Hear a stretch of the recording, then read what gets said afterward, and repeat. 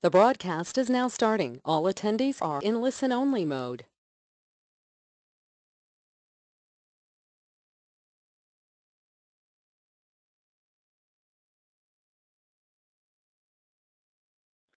Good morning and good afternoon to everyone tuning in. I'd like to thank you for joining us today for this National Conference of State Legislatures webinar, Protecting Pipelines, Efforts to Reduce Excavation Damage. Today's webinar is hosted by NCSL's Natural Resources and Infrastructure Committee. If you'd like to see a schedule of upcoming webinars along with additional resources from our energy program, please visit www.ncsl.org. My name is Dan Shea. I'm a Policy Associate here at NCSL, and I will be moderating today's webinar, which will focus on excavation damage and the risks it poses to the nation's pipeline infrastructure. We're lucky to have a great panel of speakers who will cover the issue from the federal, state, and industry perspective. Marie Robertson is Senior Program Manager with the Pipeline and Hazardous Materials Safety Administration, or PHMSA, which is part of the U.S. Department of Transportation. Eric Swartley is the Senior Manager of Damage Prevention, Claims, and Public Awareness with UGI Utilities, Inc., which is based out of Pennsylvania. Deanna Poon is Assistant General Counsel at the Indiana Utility Regulatory Commission. Before we begin, I'd like to mention that this webinar is being recorded, and registrants will be able to access the recording of the webinar and presentation slides on NCSL's website. We will send out a link to these resources once they're available. In addition, please be sure to stick around for the Q&A after the presentations. You can submit questions using the question box on the right side of your screen at any time during the webinar. Our speakers will be answering these questions after the final presentation. As we get ready to dig into the subject matter, I thought I might start by offering a bit of perspective. We have enough pipelines in the United States to wrap around the earth 100 times over, and most of those are buried underground. This means that without proper planning, construction projects that break ground could risk damage not only to underground infrastructure, but to individuals and property. In order to prevent damage, each state has what's commonly referred to as a one-call law or an 811 law.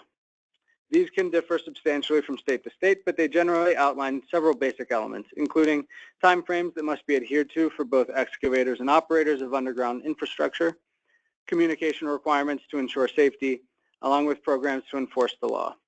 NCSL has recently published a web document which outlines these issues in greater detail and offers a breakdown of state one-call laws nationwide, which you can find on our website. To start us off, Marie Robertson will begin the conversation. She has been with PHMSA since 2009. She works with stakeholders across the country to advance improvements in damage prevention, data collection and analysis, and public awareness. Prior to her work with PHMSA, Marie worked as a pipeline safety engineer and inspector, and also served as chair of the National Association of Pipeline Safety Representatives. Please welcome Marie to the webinar. Thank you, Dan, and thank you to everyone who has called in for this webinar. I'm going to go ahead and take control of the slides, or I'll need control to advance. There we go. It's showing up now. Just as a little bit of background, for those of you on the call who may not know what the Pipeline Safety Program is all about or who PHMSA is, we are an arm of the U.S. DOT, and we work together with states to conduct inspections and enforcement of federal and state pipeline safety regulations. So each state has a pipeline safety office, and we partner with the states. In most cases, that pipeline safety office is within the Public Service Commission or equivalent, but not in every case. In exchange for the state's work, we provide up to 80% of their funding. So we have a strong partnership with the states. We inspect and enforce against a series of regulations, everything from the design, construction, the ongoing maintenance, the materials, the joining, the drug and alcohol programs. This particular subject is damage prevention, and that's another area that we have particular focus on. So the meat and potatoes of our program is inspection and enforcement, but we have other areas as well, like R&D and things like that. That we do appreciate our state partners, and we've got one on the line who's going to be speaking later today. So I'm going to go ahead and go to the next slide. So as a little bit of background, why does PHMSA care about this program, about this problem, about excavation? Traditionally, and for many, many years, excavation damage has been a leading cause of serious pipeline accidents. And by serious pipeline accidents, I mean accidents that hurt or kill people. We categorize our accidents. So it's a leading cause of all accidents, but it's especially leading cause of serious accidents. But the good news is we are making progress. If you look at the pie chart on the left, you can see that the excavation damage caused serious incidents in about 23% or 32% of the cases, and the 10-year average, it's down to 10%, and that has been a trend that has been continuing for a lot of years for a lot of reasons. And I'm advancing to the next slide. So our approach to damage prevention is really multifaceted. It affects so many people. You know, anyone who's digging, anyone who has facilities, anyone who lives around facilities. So you can't it can't be only enforcement or only resources or only education. It has to be a little bit of both. We take a data-driven approach. We have data that pipeline operators submit to us. So we know, for example, that there were 89,000 leaks on gas distribution lines last year caused by excavation damage. We know we have that similar information for each state. So we use that information to try to target our resources and try to understand the damage prevention landscape nationally and within each state. We also have regulatory initiatives. That's going to be the focus of my presentation today. We have long had requirements for pipeline operators to participate in and have damage prevention programs. We have regulations requiring pipeline operators to have public awareness, outreach, to target audiences, certain messages to certain audiences at certain frequencies and certain methodologies. So we use that as to drive down damages to improve pipeline safety. We also have a new rule that I'm going to be talking about. We use resources in education. We have grants to states, not only the base grant, but we have discretionary grants that we provide. We have 2 different programs that are available to stakeholders in states to improve their damage prevention programs. We have state damage prevention pages that people use as resources on our website. I can tell you where to go to find that information. If you Google stakeholder communications, damage prevention, PHMSA, stakeholder communications, damage prevention, you can find a lot of information, not only about the national program, but about state programs. And of course, we use technology. We have a fairly robust R&D program, and much of the R&D funding has been aimed at reducing excavation damages, especially in recent years. So those are the different ways that we approach damage prevention. Another important component of it is partnerships. You know, we need to establish partnerships with other safety organizations, obviously with our states, with excavator organizations to try to grow knowledge in this area. And I'm going to the next slide.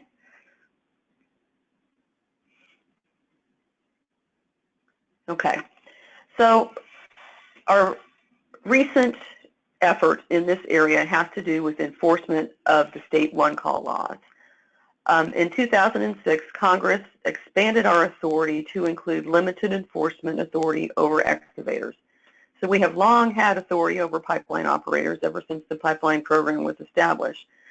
Not until 2006 did we have authority over really anyone else. So now we have a new community over which we have authority.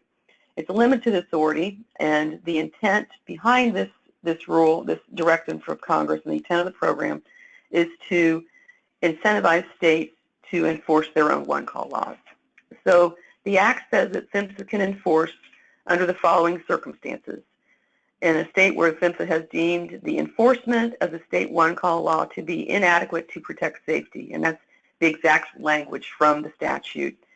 And in those cases, if a state has been deemed inadequate to protect safety, then if an excavator fails to comply with one-call requirements and damages the pipeline, we have the ability to enforce using federal penalty levels. And federal civil penalty levels are up to $200,000 per day, not to exceed a maximum of $2 million and some change. It's adjusted for inflation every year.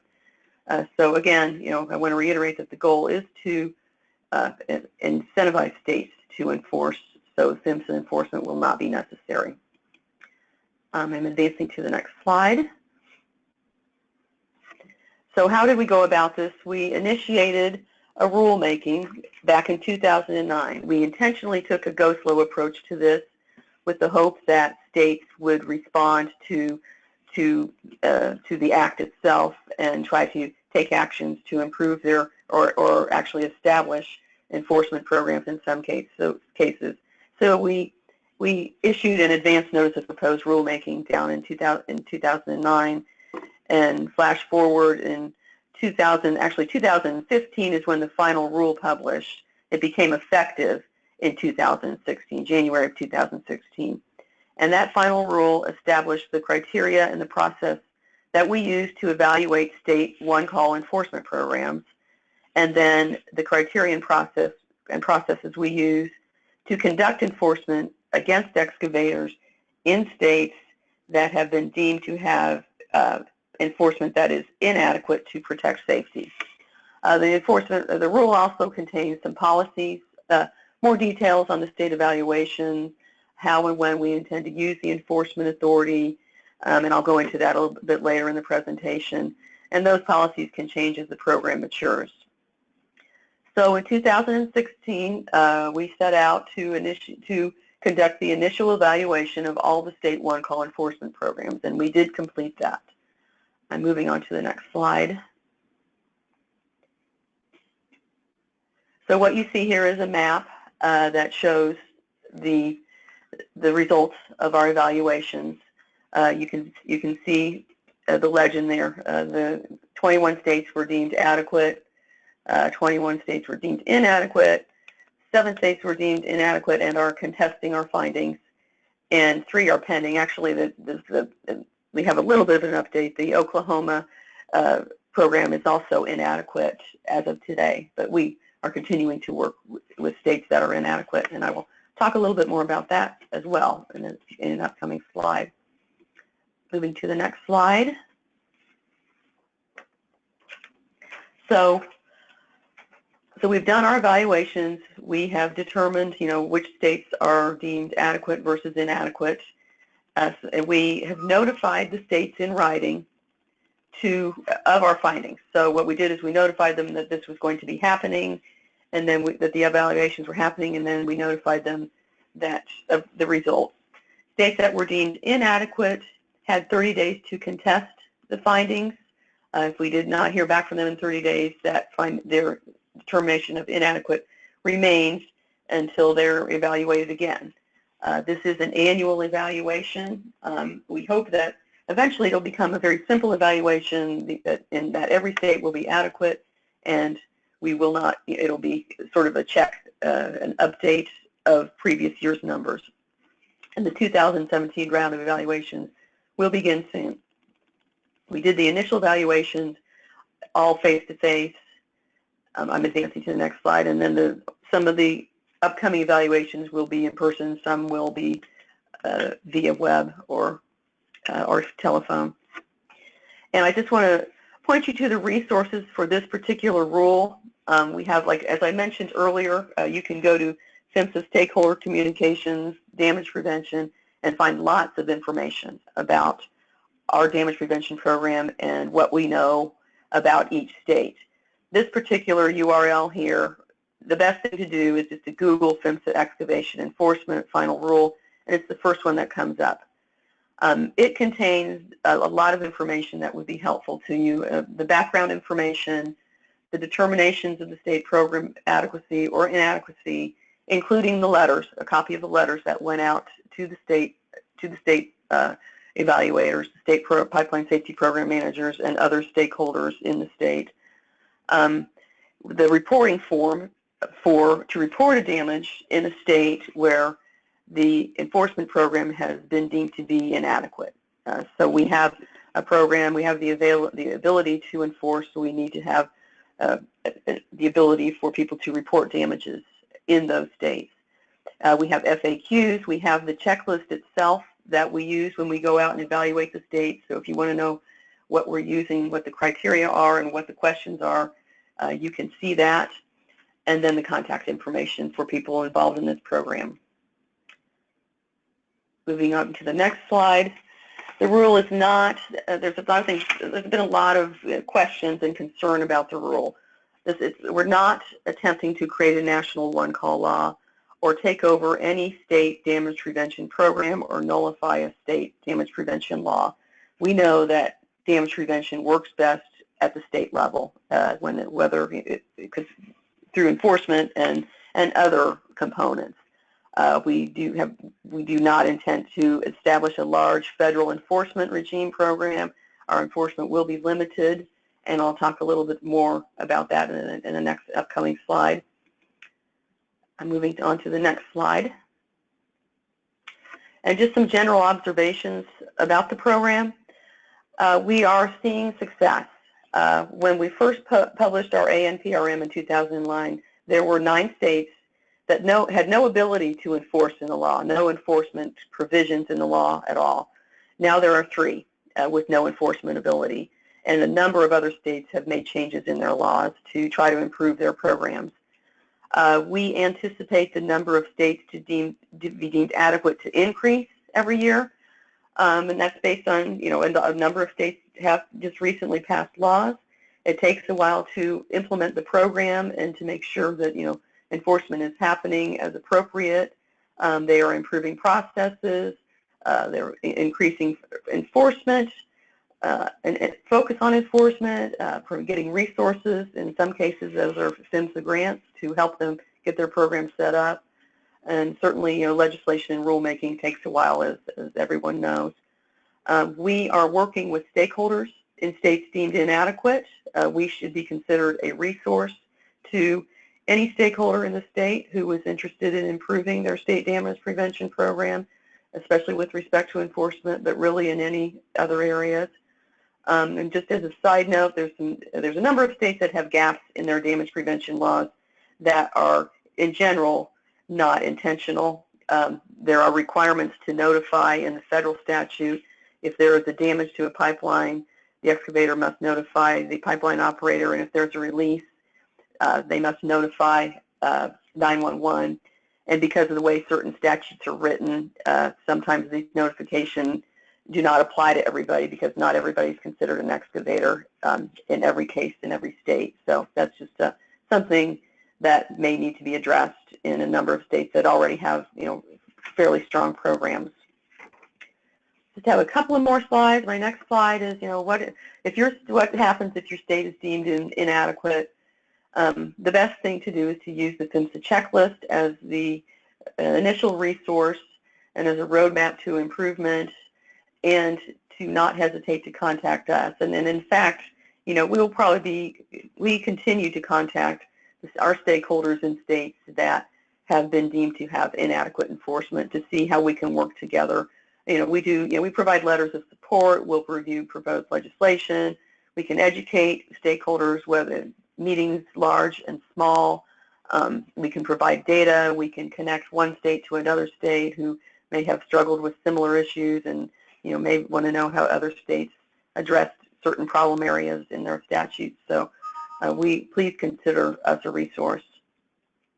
And my next slide is, so what if your state is deemed inadequate? What is enforcement going to look like? Are we going to be going out and establishing a team in your state to penalize every excavator who damages a pipeline? The answer to that is no. Our philosophy is that we will use prosecutorial discretion and take action in cases where we think it will make a difference in the state's enforcement program. It will be, certainly if there's a large incident, a big incident, we will immediately, if there is an enforcement authority, contact that enforcement authority to find out if they intend to act. And we will work side by side with those authorities to make sure that we can, if they need assistance in investigating, that we can provide that, and we'll monitor the progress of that and hopefully not have to take enforcement. But we still do have the authority to enforce. And when we do, if we have to enforce in any state, it will probably be kind of noisy, that it'll be very public, with the idea being we want to draw attention to this issue and drive the states to establish enforcement. We don't necessarily expect enforcement every time there is a damage, but we want states to enforce as appropriate and be able to tell their story with data as to, what their enforcement program looks like, why they enforce in some cases and not in other cases, and what are the results. Because we know that states who have robust enforcement programs that include data collection and analysis consistently report downward trends in damage rates and improved safety. So, and that's where we hope all the states are. I think that was my last slide, so I will go ahead and go on mute and let the next presenter go. There's my contact information. Please feel free to contact me with any questions if you have them even after this meeting. Thank you. Thank you, Anne-Marie. That got us off to a great start with a wonderful overview of the steps PHMSA is taking to bolster state enforcement of damage prevention laws. We're realizing that some people might be experiencing the slides are a bit off. If you are experiencing that, we apologize. We're going to try and fix that if we can. But we will be moving on. Please remember also, if you do have a question, please type them into the box on the right-hand side, and we will get to those at the end of the program. Our second presenter today is Eric Swartley. He has nearly 40 years of experience in the natural gas distribution business, having worked in various administrative and field capacities, including construction, engineering, marketing, damage prevention, and compliance. He currently works as the Senior Manager of Damage Prevention, Claims, and Public Awareness for UGI Utilities, a subsidiary of UGI Corporation. UGI Utilities is a Pennsylvania-based local distribution company with 630,000 natural gas customers across 45 counties in Pennsylvania and 1 county in Maryland. Okay, Eric, I'm going to turn it over to you. Okay, thank you, Dan. I appreciate that, and I thank everybody on the call for the opportunity to talk about damage prevention, something that's near and dear to our hearts, and I'm sure all on the call, so I appreciate the opportunity. What I'd like to do is, on my first slide, I have a little disclaimer up top there, a little clarification I want to talk about. And while I'm doing that, if you'll take a look at the talking points, we can move quickly through the to the next slide then. But a majority of my discussion is going to be premised, from a 30,000-foot view, from a Pennsylvania operator view, as well as from a local distribution company perspective, as opposed to a transmission pipeline view that, those pipelines that traverse our nation and whatnot. So it's really, we deliver the gas to the burner tip. So, our facilities are that much closer to the public and therefore in the excavation activity footprint on a daily basis. So that distinction hit me a number of years ago. I attended a PHMSA workshop focused on reducing damages, and the goal was to brainstorm, come up with some concepts regarding how to reduce damages, and we were putting stuff up on the board. And lo and behold, I recognized many of the recommendations, but they all didn't seem to be near and dear to things that I would suggest would maybe move the needle in that regard. So I leaned over and I asked the gentleman next to me, who happened to be with a large pipeline operator out of Texas, and I said, "How many damages did you have last year?" And he kind of pondered the question a second. He said, "We didn't have any damages, but we had 5 near misses." And I just sat back in my seat a second, a little stunned, and I was sitting there as an operator, a distribution company operator, with 519 damages on the books for the year, and I realized that we clearly had different challenges out there. They're both very important, but at the same time, they require different solutions to be successful. With that said, I do want to thank PHMSA for the opportunity last fall to speak at one of the conferences Marie talked about, being the Research and Development Conference in Cleveland. And it was part of a silo focused on local distribution company issues specifically, so the recognition is appreciated, as was the opportunity. And I think that it's going to be a great forum to move some real positives in that fashion. So thank you for that. With that, we can move right into the next slide. Little delay here. Again, we'll talk about the concept of being a shared responsibility. We certainly agree that damage prevention is, and when it works and everybody's collaborating and projects are getting done, it's clearly it's working in the right direction. We all recognize that. We'll talk about the current PA law here in Pennsylvania. The structure, has the base tenants to be effective. There's a number of provisions, and comparatively, when you look at the tools the law provides, its statutes in other states maybe don't enjoy as robust a number of opportunities to reduce damages. So truly a good shared responsibility environment. The gap that exists in Pennsylvania, though, is in the compliance end with the provisions and the intent of the statute. And I'll talk more about that a little later in my presentation here.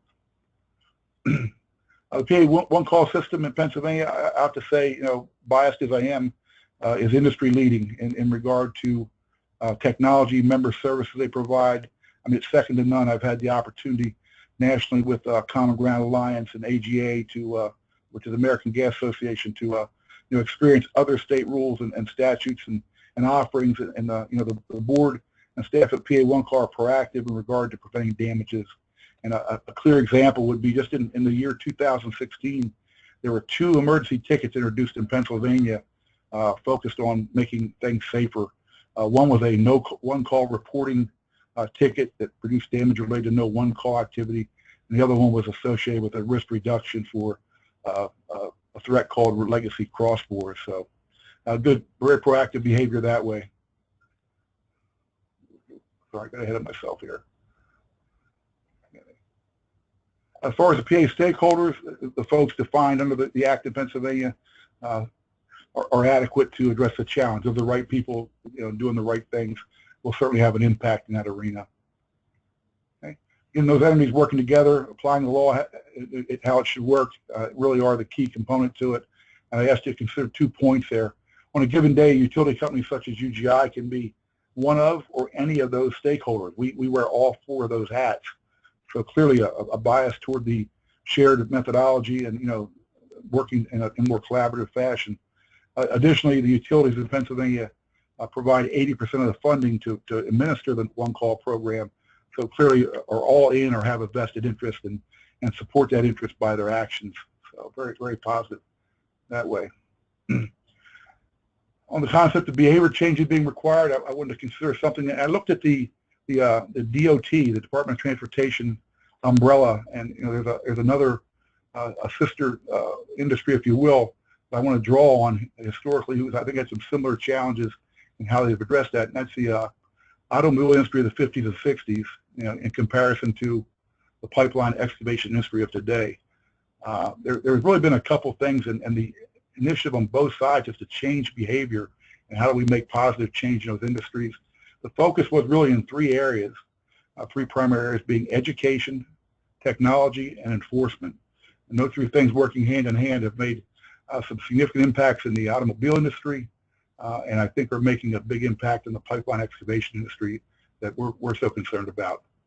But you look at education under the automobile industry, drivers' education in schools, learning at early ages, awareness campaigns for seatbelts, speeding, distracted driving.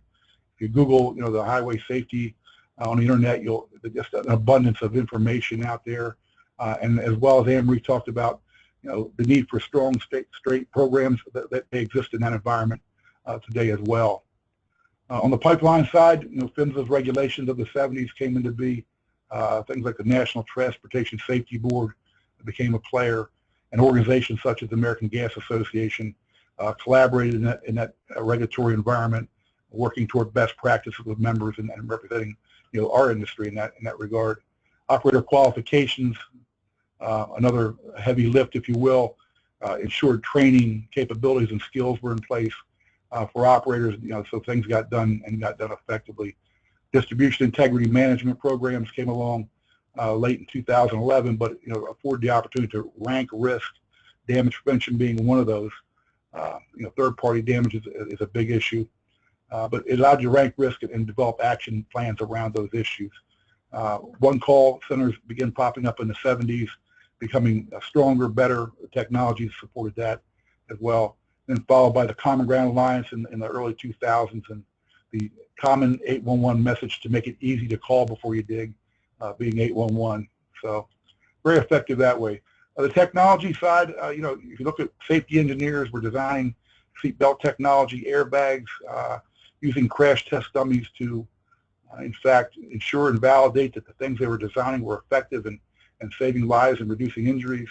Highway systems, we're using state-of-the-art materials and worldwide processes to, in fact, improve highway design and drivability. On the technology side in our industry, in the pipeline, again, distribution specific, the excess flow valve is one of the things I think has been a biggest safety mover in the last 40 years that I've been in the industry. It clearly has saved lives and reduced damage to property and whatnot. Trenchless and vacuum excavations, again, technologies to make the work less intrusive, less impactful when working around underground facilities, all good technologies. And there have been countless line locating and tools to verify the location of underground facilities, whether it be ground penetrating radar, insertion tools for tracing out lines that were not locatable, and multi-frequency equipment to be able to do a better job and really ascertain the location and put down temporary marks to protect facilities during excavation. On the enforcement side, speeding tickets was probably the big one, but you have tickets for seat belts, aggressive driving, a variety of behavior-changing models. Vehicle inspections were designed to improve the vehicle safety, ensure they're operating effectively and correctly. And suspensions for frequent offenders and retraining initiatives, really drew the line and said we're serious about improving the safety factor in the auto industry. On the enforcement side with pipelines, there are regulatory fines that can be behavior changing, as well as some states require licensing and whatnot. I think there's some room to really tie the three together in an enforcement model that promotes education, which would be a great lead in, but I think there's more can be done in that area. What I will say is that, looking statistically backward, the auto industry claims to have reduced fatal crashes by over half. So that's a significant industry event and opportunity that way. And I think the pipeline industry as well has been very progressive. And Marie's had a couple graphs that talked about the improvement being made, and hopefully we continue on that trend. So what does a proposed Pennsylvania law do? What does it provide that we don't have today?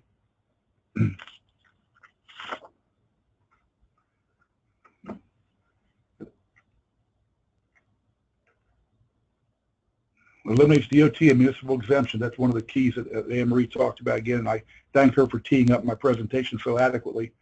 And it's one of the things that it is tied to states. If you're not, in fact, in line with this, you could suffer not receiving grants for some of your one-call or damage prevention initiatives.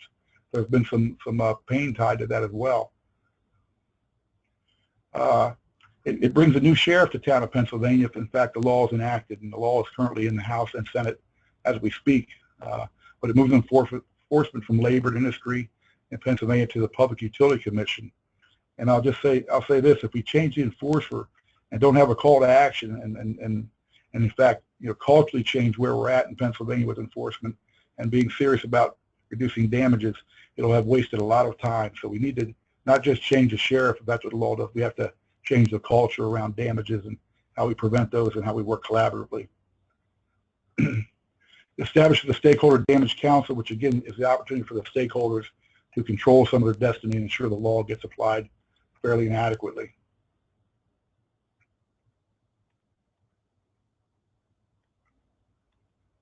Something going on the screen there. Here we go. Oh.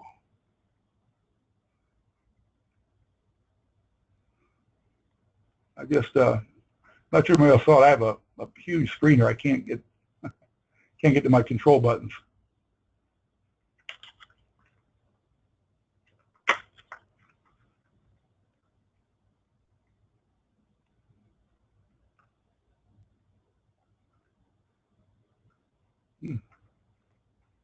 Eric, why don't you try again, see if that works now. Okay. Wow, I lost the whole thing. Here we go. Now I'm not getting anything down. I still have a big screen here. I can't get to my buttons.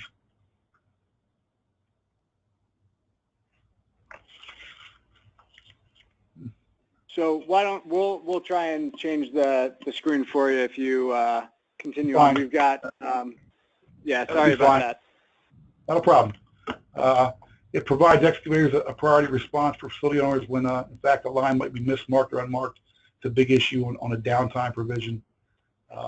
The law would also provide for all classes of pipeline operators in Pennsylvania, including the traditional gathering lines under the Marcellus Shale boom, to be covered under the One Call Act as well. There's been a lot of discussion about that and lobbying in regard to that issue. It also requires facility owners to maintain abandoned line information, which again is a big factor in design and construction activities and pushing forward in those areas. And also in Pennsylvania, the last thing it does, it has gas operators providing subsidization for the enforcement piece itself, where there'll be an assessment to utilities to provide the enforcement in Pennsylvania. So the staffing administrative activities would be largely funded by the utilities themselves. Next slide. One more. Okay, so knowing what to improve, and I use UGI as an example here, it requires data mining, metrics and benchmarking. You have to be able to, next slide, what drives your damages. You have to be able to, in fact, have key indicators in there that really move the needle on performance, that you're not just running in place, you're actually making gainful enhancements in your damage reductions, and identify and plan to reduce your risk. Know what drives your risk out there. And some things that we know about our program and our statistics is that over 50% of our damaged lines in Pennsylvania on our system are correctly marked yet still damaged. That goes a long way to saying that there's really no fear of consequence of any magnitude. We talk about horizontal directional drilling. We're big fans of trenchless excavation, but it is a low probability but a high consequence activity if in fact there is a damage. I touched on that a little later as well. Sewer main replacement projects is one of the things that we keep an eyeball on, just because of the size of the equipment, the large diameter piping, the gravity systems, and that scale alone just creates some issues in a publicly crowded right-of-way out there. Low bid, we've seen often where that may in fact be a productivity mindset versus a safety mindset and have implications. And frequent offenders, it's just a matter of keeping folks on the radar, and you wonder how we can continually have repeat offenders in a business where there should be some consequence for those actions.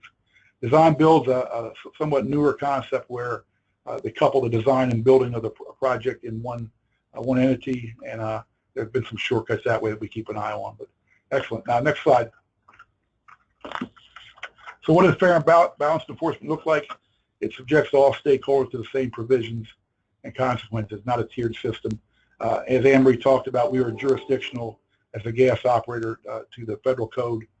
We're also jurisdictional in Pennsylvania to the state utility code, as well as the One Call Act, which is administered by another agency. So I don't want to call it double jeopardy, but we clearly have a lot of exposure. We get inspected, audited, and are subject to consequences in at least two arenas, if you will. So we understand what enforcement looks like, and I just want it to be fair and balanced. There's a requirement in Pennsylvania where all facility owners must be members, or all underground owners of assets must be members, and that's not the case. Everybody's not all in, so it needs to enforce that and make it a level playing field. It would require design and subsurface utility engineering activities. I will state that damage prevention begins in design. If you're planning to avoid those facilities and not inflict damage on those lines and avoid them, you'll do a much better job. That's done in advance of construction. It requires responsible trenchless excavation.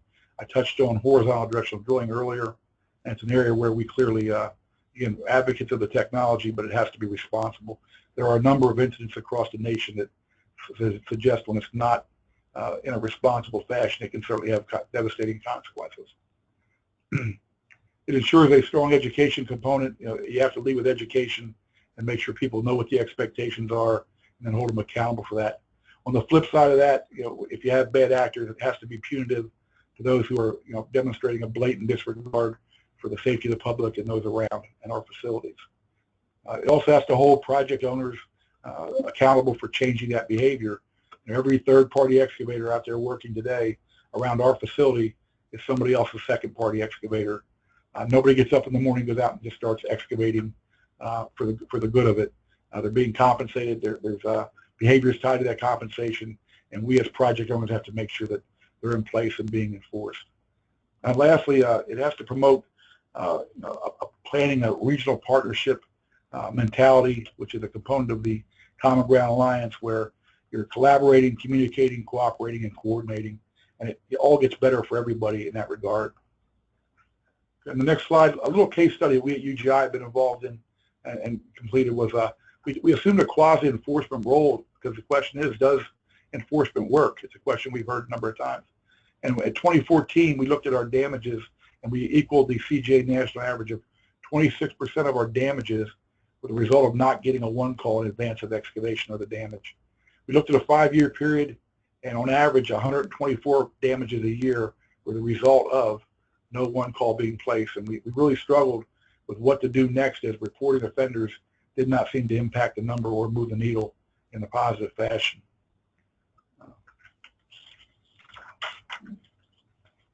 In 2015, we rolled out an employee-driven pilot no one call reporting program in a focused 2-county area of our service franchise service territory, and saw very good results. We reduced damages in that 2-county area as a result of no one call by 57%. The next year, we worked with the PA one call board, who adopted this no one call reporting process. They built an emergency ticket around that, and now calls in Pennsylvania go right to 811, and all facility owners in the dig area get notification there's an excavator digging without a one call notification. It's been a good success so far. We've rolled that out company-wide at UGI in all 46 counties in Pennsylvania, and we've experienced over the last 2 years a 48% reduction in damages associated with no one call. That equates to 120 damages that we would have seen on an average year in the prior 5-year looks. So very, very productive, very progressive, and a great opportunity to really share in a partnership with facility owners and PA one call. Next slide. If I had a magic wand, I'll leave you with one of the things. This is electronic. It's called an electronic sign board, message board. They're throughout Pennsylvania and throughout the nation. We spent a lot of infrastructure dollars to put these in place. They provide Americans driving our highways great information on detours, roadblock, construction, all those activities. And there have been a number of activities to try and use those signs in different states to help promote the 811 message on an off-peak basis. Some somewhat successful, others largely unsuccessful. But we have this infrastructure setting here, and I asked myself the question: how many Americans drive by these signs every day idle? We're going to go home and do some excavation work on their property, help a neighbor, or in fact, vetting a contractor who's going to do some excavation work for them. And the big question is, have they called 811? Are they aware of it? And are we doing all we can to make that education available? With that, I'll close out and say thank you very much for the opportunity. Great, Eric. Thank you very much for that presentation. Gave us a great feel for how the program is working in Pennsylvania and some of the initiatives that are being considered there. Please remember that if you do have questions, you can type them into the question box at any time, and we will get to them at the end of the session. Our final speaker today is Deanna Poon, who will offer some perspective on how Indiana, which updated its one call law in 2009, has addressed the issue of damage prevention. Deanna has worked for the state of Indiana since 2004, but moved to the Indiana Utility Regulatory Commission in 2009. At the IURC, she specializes in issues surrounding pipeline safety, contracts, and administrative rules. She has also been integral in streamlining the notification and review process and has represented the IURC's Pipeline Safety Division on numerous occasions. Please welcome Deanna Poon. Good morning or afternoon, depending on where you're calling in from. My name's Deanna Poon, and I have multiple roles within our agency and in damage prevention. As an Assistant General Counsel to the Indiana Utility Regulatory Commission, I assist our Pipeline Safety Division in various aspects.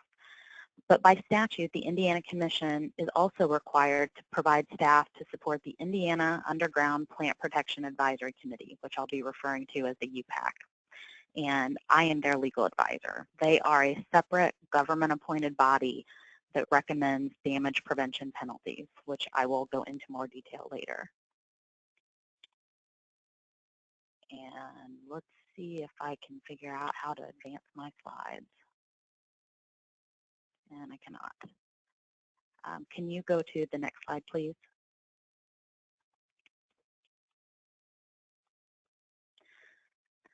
So I'd like to start with the history of our dig law. Back in 1981, Indiana 811 began operations. And 10 years later, the Damage to Underground Facilities Act passed, but it did not have any penalties associated with it. In 2006, the Federal Pipes Act was signed, giving PHMSA the authority to take federal enforcement actions if states did not. So between 2006 and 2009, Indiana 811 had a legislative committee within their membership, and they worked to develop an enforcement section to Indiana law. There were a number of competing interests that made consensus difficult, and in November of 2006, unfortunately, 2 people, including a gas operator employee, were killed in a gas-related explosion that was a result of excavation. And so that really brought home that cooperation was needed to initiate some enforcement tools. So some of the legislative committee considerations included addressing the 9 elements of the Pipes Act for effective state damage prevention programs, which types of utilities should be considered under enforcement, the proper scope of a dig ticket, and the effect this would have on entities that were otherwise outside of the Indiana Commission's jurisdiction. In July of 2009, the statute was updated so that there was now authority for monetary penalties, and the governor-appointed UPAC was created. The law was updated in 2014 to consider how to excavate in the tolerance zone and near pavement or other man-made hard surfaces, and to state when a dig ticket expired. There was also a summer legislative committee that explored facility depth studies to determine whether depth should be provided to excavators when operators locate their facilities. And just this year, design tickets were added that must be located within 10 full working days versus the normal 2 full working days. There are some distinctions of our law versus other state programs. While all utilities are included, the penalties are only for violations regarding gas pipelines. There's mandatory reporting of damages by gas operators, and the monetary penalties that are received fund a damage prevention program through the Underground Plant Protection Account. And finally, there are distinct roles for the Indiana Commission, the Commission's Pipeline Safety Division, and the UPAC. A couple more distinctions of our law. Our dig tickets expire after 20 days. Operators have 2 full working days to mark their facilities, and the tolerance or clearance zone is 2 feet. So the interesting things about our dig law are they apply to excavations and demolitions. We do have very limited exceptions. Homeowners digging less than 12 inches with hand tools, excavations using animals or tilling for agricultural purposes, surface coal mining, railroad right-of-way, and operators probing to determine gas migration, which we are careful to clarify is not for any other purpose, such as probing for a septic tank. There are violations associated with the different penalties, and this is interesting because a large swath of people are affected. Generally, the Indiana Commission has jurisdiction over utilities, and the Pipeline Safety Division investigates gas pipeline matters. But excavators, operators, and members of the public could be implicated by these dig laws. For excavators, they can face penalties for damaging a gas line when they're excavating without a valid dig ticket. failing to notify the operator when the marks have become illegible, requesting a false emergency ticket, or failing to stay out of the tolerance zone with mechanized equipment, with some limited exceptions. For gas operators, they face penalties for failing to mark or mismarking a line that is later damaged. All operators, not just gas, do face penalties for failing to join 811 if they have underground facilities. And anyone, including members of the public, can face penalties for knowingly moving, damage, or altering locate marks. Our Pipeline Safety Division is required to investigate cases, damages specifically to underground gas lines, and last year they investigated approximately 2,000 cases. Operators, again, are required to report those to us, and excavators respond in about 50% of the cases. After our Pipeline Safety Division determines a violation, the UPAC by statute acts as an advisory capacity to the Indiana Commission recommending penalties. They include a cross-section of the excavation community, including 3 members from gas utilities, 1 member representing Indiana 811, 2 members representing commercial excavators, and 1 representing a provider of facility locate marking services. And every month they review about 140 cases, which comes out to about 20 cases per member. The possible penalties that they can recommend include a warning letter, training, corrective action plans, or monetary penalties. Those go up to $10,000 for excavators and up to $1,000 for operators. In addition to the fines that operators are subject to under this law, they can also be subject to additional fines of up to $25,000 under the General Pipeline Safety Act.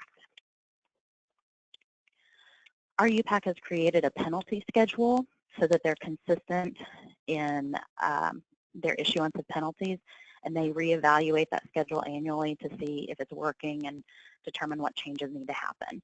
The objective is to ensure public safety, and they focus on education and compliance rather than being punitive. Parties have 2 options after the UPAC recommends a penalty. A party may request a public hearing to challenge the violation or recommended penalty, and a properly requested public hearing will be docketed in front of 1 or more assigned commissioners from the Indiana Commission. The parties appear and produce evidence, and a final order is issued by the Indiana Commission. That does happen, but it happens very rarely. If a party does not request a public hearing, the case is forwarded to the Indiana Commission, which generally meets weekly, and they may uphold or reverse the pipeline safety findings of violation and approve or disapprove the recommended penalties at UPAC. They can also send a case back for reevaluation. A few statistics about the UPAC review. You can see the top table is a sampling of penalties issued in a typical month, and the second chart is annual case review. And in recent years, the UPAC has reviewed between 1,300 to 1,500 cases per year. And you might note that this is less than the number that is reviewed by the Pipeline Safety Division. They don't send cases over without a violation. And there are cases that are no violation or there are not enough evidence to make a final determination. So again, the money from these penalties go into the underground plant protection account. This was an account created by statute, and the Indiana Commission is responsible for establishing and administering 3 different types of programs under this: public awareness, training, education, and incentives. The account currently has $2.2 million in fines issued and an account balance of $1.1 million. And this fund does not revert back to the state general fund. It is a dedicated fund with money earmarked only for damage prevention. And we've been able to do a lot of good work with this money. Through UPA funds, the Indiana Commission invested in a radio and internet marketing targeting Indiana homeowners ages 35 to 64 who had a recent interest in home improvement or residential construction projects. We have a very robust case management system, and we can identify trends to create targeted marketing campaigns. We've also partnered with the Indiana Broadcasters Association. We have a public education program that's available only to nonprofits and government. and we get a full year of radio and television ads with 95% of Indiana residents over 18 years old reached per month. In 2017, we also did 7 safety days geographically located across Indiana. They featured a live line strike demonstration with emergency response. We served breakfast and lunch. There were networking opportunities, and we had a training that covered Indiana dig law and best excavation practices, and these were all free to attendees. The Indiana Commission has contracted for online training to make free training more accessible to excavators.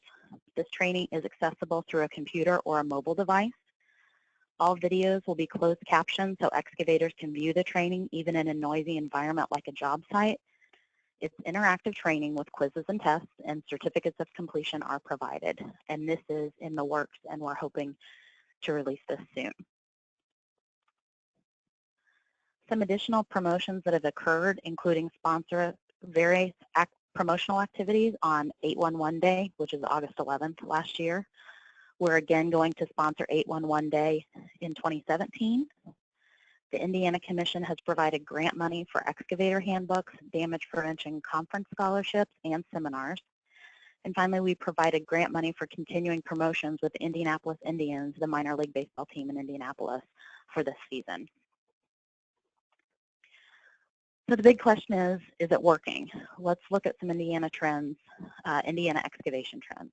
We are seeing an increase in ticket volume in every month but 2 since 2014.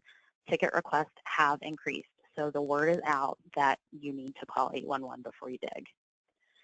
And while ticket volume has increased 59% from 2011 to 2016, the damages have actually decreased by 9%.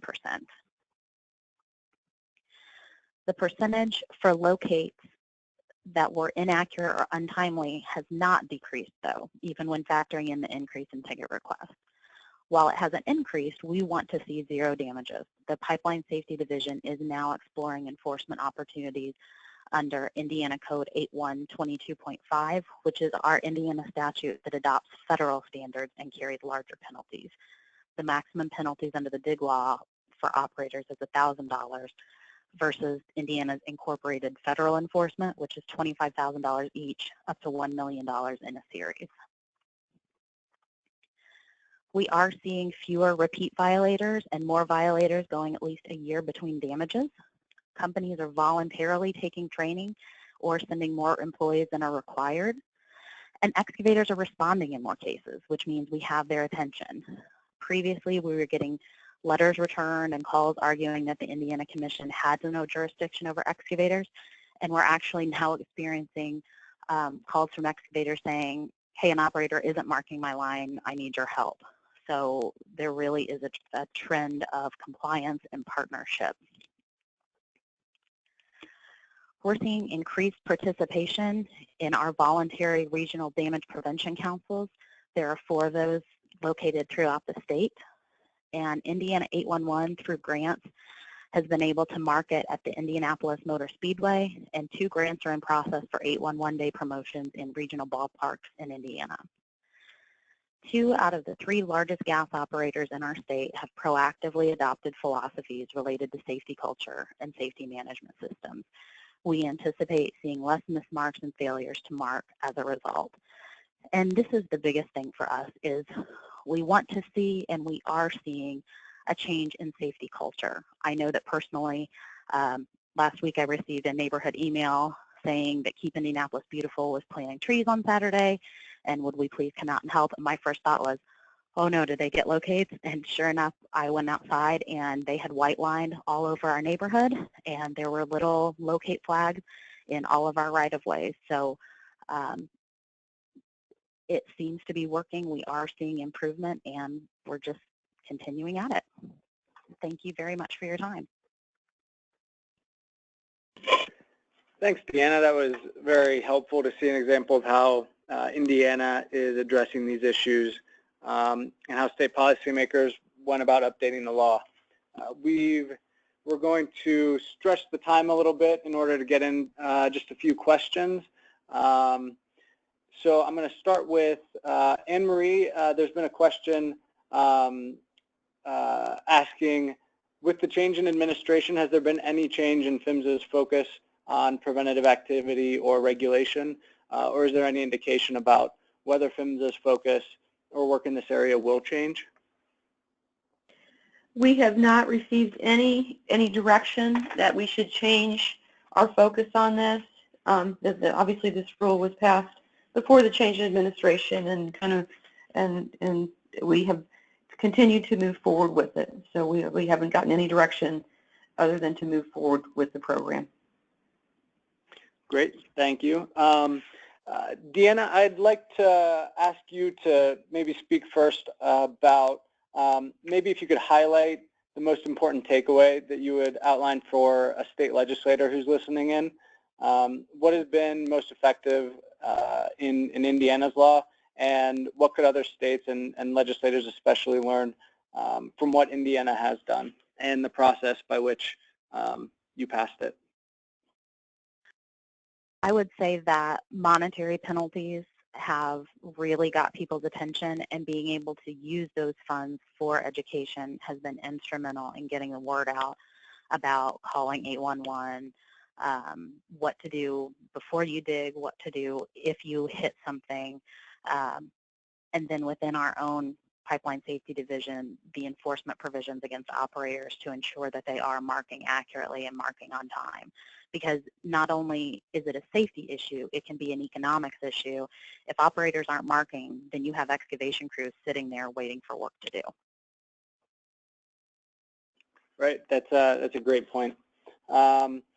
Eric, I'd like to ask you to describe a little bit more the no one call reporting program that you said has been pretty effective. How exactly does that function, and does it rely on operators happening upon a project site, or just please explain that? That sounded like an interesting and innovative approach. Yeah, Dan, when we piloted it within UGI, it was specific to our organization, our employees, and we ran it through our dispatching center. When it expanded to the one call center under 811, anybody in Pennsylvania can now notify 811 that they've observed an excavation site with no markings, being paint, flags, some indication that there's underground facilities in the dig area. It's just been very successful, and expanding it to all facility owners. Again, when it was a UGI program only, we benefited from that. And currently, if there's a site reported, the electric company knows, the water company knows, telecom knows. So everybody has an opportunity to respond and position their facilities to be protected. Great, thank you. And finally, to wrap things up, Anne Marie, if you could maybe address for states that are determined to have inadequate programs, what is PHMSA looking for, and how is the agency communicating that with each state? Is there a change of law or practice, or both? It varies with each state. The evaluation it was basically a pass-fail evaluation, of course, because it has to be inadequate or adequate. States that were deemed, some states were deemed inadequate because they took no enforcement actions in the previous calendar year. What we are looking for is for states to have the ability to use their enforcement authority, have the ability to use it, and to use it as appropriate. It doesn't necessarily have to be a civil penalty in every case, but they have to have the ability to use civil penalties. We are also looking for states to be able to show us the results, to have data. We have data that, from all the gas distribution operators, so we know, how many damages were occurred in each state each year, and if they were caused by, excavator error, operator error, one call error, some high-level data. We know that the operators in the states have a lot more detailed data, so we really are encouraging states to get some reporting, to get some reporting of damages, and to act accordingly. So we want states not only to have the ability to enforce, but to also tell the story. What are the results of the program? And it does take a while to build a program like that, but we have resources available for states to take advantage of to build their programs. Okay, thank you. With that, we're going to wrap up given the time. I'd like to thank each of our presenters for their participation and everyone who tuned in for today's webinar. Thank you and have a great day. This concludes today's webinar. Thank you. Thank you. Thank you.